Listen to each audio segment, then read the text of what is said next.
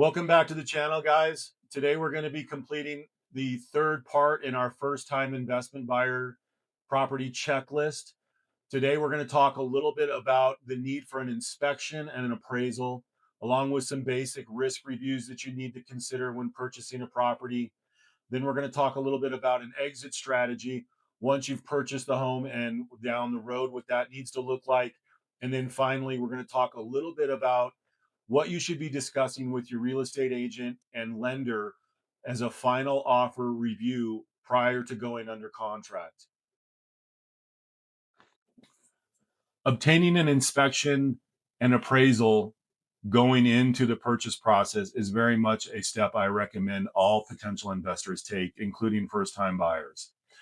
Having a professional inspection done by a third party independent inspector is important because they're going to go through all of the major systems on your house, test them, and make sure there's no apparent issues up front. But they're also going to be able to identify any maintenance issues, any upgrades that you may need to make, and any expenses that you're going to need to incur down the road, whether in the short term or long term, that need to be factored into your overall deal analysis. Having an inspection is not an option. It is a must to be successful on an individual property basis going forward as an investor. The next thing you need to factor in is environmental factors. What does the environment my property sits in look like? Do I have potentially a property that sits in a floodplain? And if so, do I need to get flood insurance? What does that look like in terms of my deal analysis? Does my property sit in an area that's maybe prone to natural forest fires or other types of natural catastrophes, if you will, that could potentially affect your property in the long run? And knowing what the potential for those are and what those expenses might look like might be the difference between a deal or no deal on an individual basis. And then finally, I always recommend an appraisal. Skipping an appraisal is a step that many investors think that they're okay making based on their overall analysis of a property. I strongly disagree and highly recommend an appraisal for the following reasons. Your appraiser is going to not only review the value of the property based on the market that your home sits in, but they're going to drill down and really look at the overall condition of your property and how that compares to other properties in the area in terms of value. But they're also going to help you identify what the average market rent is on your property based on comparables within a very short radius around your property. Having that third party opinion of value and what your property can rent for may make the difference between whether or not you move forward with a property successfully or have a property that may become problematic in terms of cash flow going forward. So making sure you do a good, solid inspection and appraisal is very much an important step in the overall decision-making process for closing on your first rental.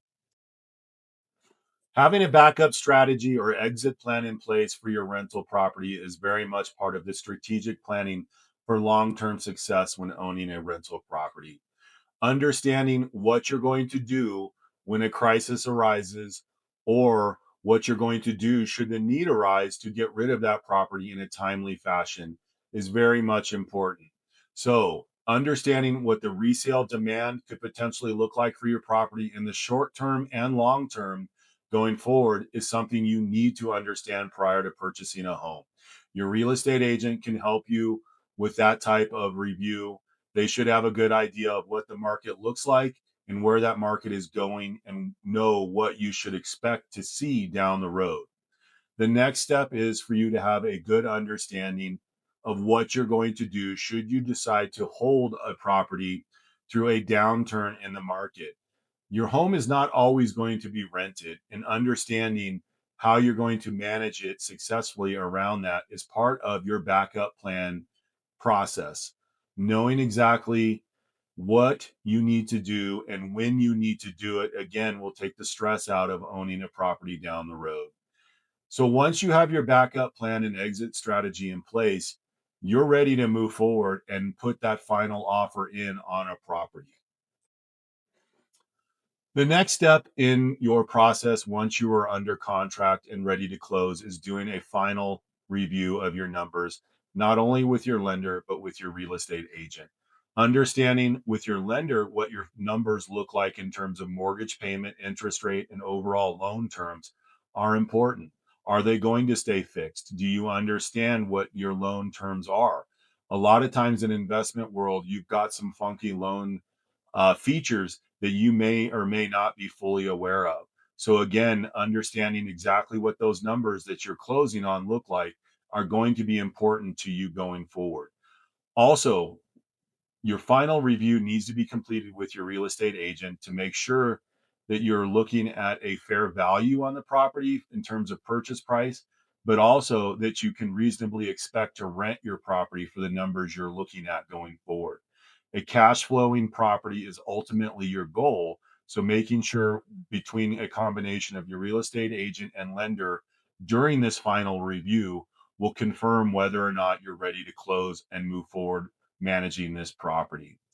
A couple of things to consider going forward as part of this review is make sure your reserves and cash are going to stay intact after the property that you need to be comfortable in managing the property going forward. Are you comfortable holding this property going forward long term? Is this a property you want to hold on to long term? Or is this a property you want to get rid of in the next year or two? And knowing that now will help you make the right decisions when you need to going forward. And lastly, the most important thing you can do when deciding to close on a rental property is remove the emotion out of the decision.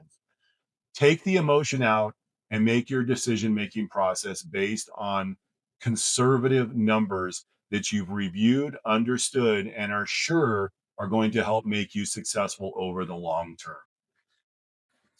A few final thoughts here to wrap this up. Keep in mind that research preparation, when combined with conservative numbers and smart financing, will matter more to your overall long term success than simply trying to time the market. If now's not the right time for you to buy, it's a great time to start planning and preparing for when the time is right.